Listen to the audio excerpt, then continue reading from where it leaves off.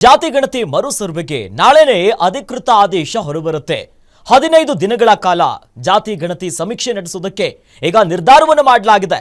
September 22ರಿಂದ August 7ರವರೆಗೆ ಸಮೀಕ್ಷೆಯನ್ನು ನಡೆಸುವುದಕ್ಕೆ ತೀರ್ಮಾನವನ್ನ ಮಾಡಿದ್ದು ನಾಳೆ ಅಧಿಕೃತವಾಗಿ ಆದೇಶ ಹೊರಬರುತ್ತೆ.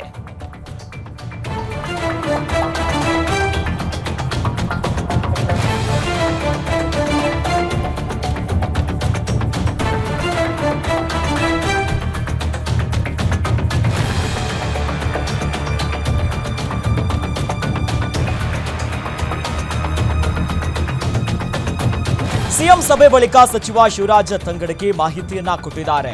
ಈ ಮೂಲಕವಾಗಿ ನಾಳೆನೇ ಅಧಿಕೃತ ಆದೇಶ ಹೊರಬೀಳಲಿದೆ. 15 ದಿನಗಳ ಕಾಲ ಜಾತಿ ಗಣತಿಯ ಸಮೀಕ್ಷೆಯನ್ನು ನಡೆಸುವುದಕ್ಕೆ ತೀರ್ಮಾನ ಮಾಡಿದ್ದಾರೆ. ಮರು ಸರ್ವೆ ವಿಚಾರವಾಗಿ ಸೆಪ್ಟೆಂಬರ್ 22ರಿಂದ ಆಗಸ್ಟ್ 7ರವರೆಗೆ ಸಮೀಕ್ಷೆ ನಡೆಸುವುದಕ್ಕೆ ತೀರ್ಮಾನ ಮಾಡಿದ್ದಾರೆ. ಇದು ಜಾತಿ ಗಣತಿಯಲ್ಲ, ಶೈಕ್ಷಣಿಕ ಸಾಮಾಜಿಕ ಸಮೀಕ್ಷೆ ಎನ್ನುವುದಾಗಿ ಸಿಎಂ ಸಭೆಯ ಬಳಿಕ ಸಚಿವ ಶಿವರಾಜ ತಂಗಡಗಿ ಮಾಹಿತಿ ಕೊಟ್ಟಿದ್ದಾರೆ.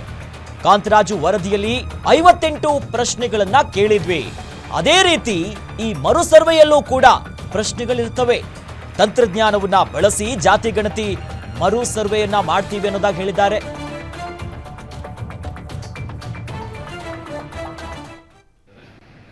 ಕನಿಷ್ಠ 3 ತಿಂಗಳೊಳಗಾಗಿ ಈ ವರದಿಯನ್ನು ಸಲ್ಲಿಸಬೇಕು ಅಂತ ನಿರ್ಧಾರವಾಗಿ ನಾಳೆ ಅಧಿಕೃತ ಆದೇಶವನ್ನು ನಾವು ಇಲಾಖೆಯಿಂದ ಕೊಡುವಂಥ ಕೆಲಸವನ್ನು ಮಾಡ್ತಾ ಇದ್ದೀವಿ. ನಮ್ಮ ಮುಖ್ಯಮಂತ್ರಿಗಳ ಆಸೆ ಈ ಸಮೀಕ್ಷೆ ಆಗಬೇಕು. ಅದು ವಿಶೇಷವಾಗಿ ಮೊನ್ನೆ ತೆಲಂಗಾಣದೊಳಗೆ ಭಾಳ ಚೆನ್ನಾಗಿ ಸಮೀಕ್ಷೆ ಆಗಿದೆ ಅಂತ ಎಲ್ಲ ಹೇಳ್ತಿದ್ರು. ತೆಲಂಗಾಣಕ್ಕೂ ನಮ್ಮ ಇಲಾಖೆ ಅಧಿಕಾರಿಗಳನ್ನ ಕಳಿಸುವಂಥ ಕೆಲಸವನ್ನು ಮಾಡ್ತಾ ಇದ್ದೀವಿ. ಅದರ ಜೊತೆಗೆ ಆಯೋಗದ ಅಧ್ಯಕ್ಷರು ಹೋಗ್ತಾ ಇದ್ದಾರೆ. ಎಲ್ಲ ಸಮೀಕ್ಷೆಯನ್ನು ಆದಷ್ಟು ಬೇಗನೆ 3 ತಿಂಗಳಂತ ಟೆಂಟೇಟಿವ್ಲಿ ಟೈಮ್ ಹೇಳಿದ್ದಾರೆ.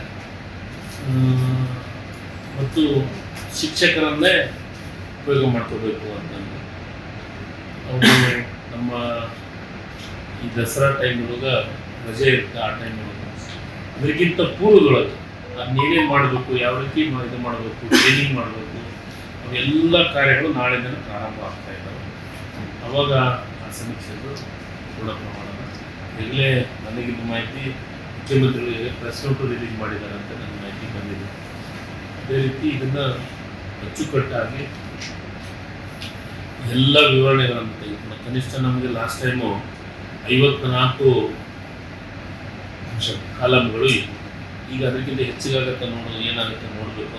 ಕನಿಷ್ಠ 3 ತಿಂಗಳೊಳಗಾಗಿ ಈ ವರದಿಯನ್ನು ಸಲ್ಲಿಸಬೇಕು ಅಂತ ನಿರ್ಧಾರವಾಗಿ ನಾಳೆ ಅಧಿಕೃತ ಆದೇಶವನ್ನು ನಾವು ಇಲಾಖೆಯಿಂದ ಕೊಡುವಂಥ ಕೆಲಸವನ್ನು ಮಾಡ್ತಾ ಇದ್ದೀವಿ. ನಮ್ಮ ಮುಖ್ಯಮಂತ್ರಿಗಳ ಆಸೆ ಈ ಸಮೀಕ್ಷೆ ಆಗಬೇಕು.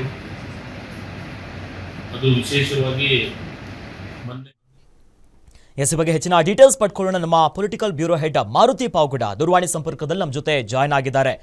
ಮಾರುತಿ, ಈಗಾಗಲೇ ಬಹಳಷ್ಟು ಚರ್ಚೆ, ಗೊಂದಲ, ಪರ ವಿರೋಧಗಳ ವಿಚಾರ ಇತ್ತು. ಅದು ಕೂಡ ಜಾತಿ ಗಣತಿ, ಇದು ಸಮೀಕ್ಷೆಯನ್ನು ಮಾತಿತ್ತು. ಬಟ್ ಯಾವಾಗ 2015ರಲ್ಲೇ ಈ ಕಾಂತರಾಜು ವರದಿ ಬಂತು, ಅದಾದ್ಮೇಲೆ ಅದನ್ನ ಮತ್ತೆ ಜಾರಿ ಮಾಡೋ ವಿಚಾರದಲ್ಲಿ ಇದು ಔಟ್ಡೇಟೆಡ್, ಅನ್ಸೈಂಟಿಫಿಕ್, ಸರಿ ಇಲ್ಲ ಅನ್ನೋದಾಯ್ತು. ಅದಾದ್ಮೇಲೆ ಹೈಕಮಾಂಡ್ ನಾಯಕರ ಮೂಲಕವಾಗಿ ಈಗ ಮರು ಸರ್ವೆಗೂ ಸಿದ್ಧತೆ ಮಾಡ್ಕೊಂಡಿದ್ರೆ ಈ ಬಾರಿ ಕಳೆದ ಬಾರಿಯ ಕೆಲವು ವಿಚಾರಗಳಿಗೆ ಯಾವುದ್ಯಾವುದಕ್ಕೆ ಬ್ರೇಕ್ ಹಾಕ್ತಿದ್ದಾರೆ. ಮತ್ತೊಂದು ಕಡೆಯಲ್ಲಿ ಕಾಲಾವಧಿ ಏನು, ರೂಪರೇಷೆಗಳು ಏನಿದೆ, ಈ ನಾಳೆ ಬರುವಂತ ಅಧಿಕೃತ ಆದೇಶದಲ್ಲಿ ಏನ್ ಎಕ್ಸ್ಪೆಕ್ಟ್ ಮಾಡಬಹುದು ಅಂತ? ಅಖಿಲೇಶ್, ಸೆಪ್ಟೆಂಬರ್ ಹಾಗೂ ಅಕ್ಟೋಬರ್ ತಿಂಗಳಲ್ಲಿ 15 ದಿನಗಳ ಕಾಲ ಸಾಮಾಜಿಕ ಮತ್ತೆ ಶೈಕ್ಷಣಿಕ ಸಮೀಕ್ಷೆಯನ್ನು, ಅಂದ್ರೆ ಇದನ್ನ ಬಹಳಷ್ಟು ಸ್ಪೆಸಿಫಿಕ್ ಆಗಿ ಈ ಬಾರಿ ಪ್ರತಿ ಒಬ್ಬರಿಗೂ ಕೂಡ ತಿಳಿಪಡಿಸಬೇಕು ಅನ್ನುವಂತ ಒಂದು ನಿರ್ಧಾರಕ್ಕೆ ರಾಜ್ಯ ಸರ್ಕಾರ ಬಂದಂತೆ ಕಾಣಿಸ್ತಾ ಇದೆ. ಯಾಕಂತ ಹೇಳಿದ್ರೆ ಇದನ್ನ ಜಾತಿ ಗಣತಿ ಅಂತ ಬಿಂಬಿಸುವಂತಹ ಒಂದು ಕೆಲಸಗಳು ಕೂಡ ಆದವು. ಜಾತಿ ಗಣತಿ ಮಾಡುವಂತಹ ಒಂದು ಅಧಿಕಾರ ರಾಜ್ಯ ಸರ್ಕಾರಕ್ಕೆ ಇಲ್ಲ. ಕೇಂದ್ರ ಸರ್ಕಾರಕ್ಕೆ ಮಾತ್ರ ಜಾತಿ ಗಣತಿ ಮಾಡುವಂತಹ ಒಂದು ಅಧಿಕಾರ ಇದೆ.